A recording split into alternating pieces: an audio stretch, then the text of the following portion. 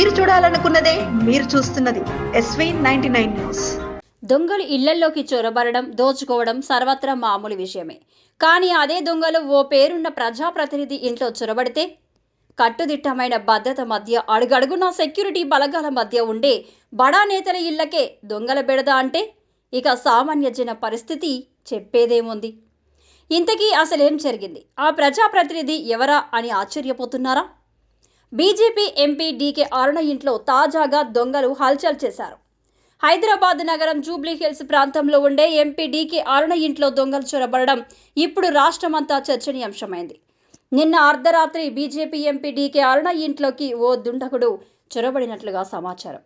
ఆ దొంగ దాదాపు గంటన్నర పాటు డీకే అరుణ ఇంటి కిచెన్లోనే ఉన్నట్లు తెలిసింది. అంతటితో ఊరుకోకుండా కిచెన్లో ఉన్న సీసీ కెమెరాని కూడా ఆ దొంగ కట్ చేశాడట. ఆ దుండగుడు డీకే అరుణ ఇంట్లో దాదాపు 2 గంటల పాటు గడిపినట్లు తెలుస్తుంది.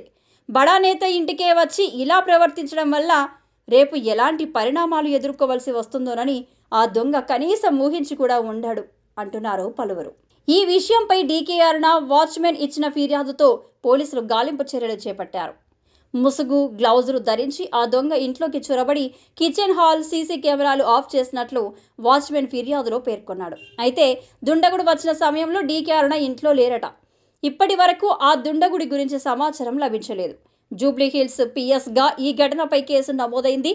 ఇదిలా ఉండగా ఈ ఘటనపై ఎంపీ డీకే అరుణ స్పందిస్తూ ఇందులో ఖచ్చితంగా కుట్ర కోణం దాగి ఉందని అనుమానం వ్యక్తం చేస్తున్నారు.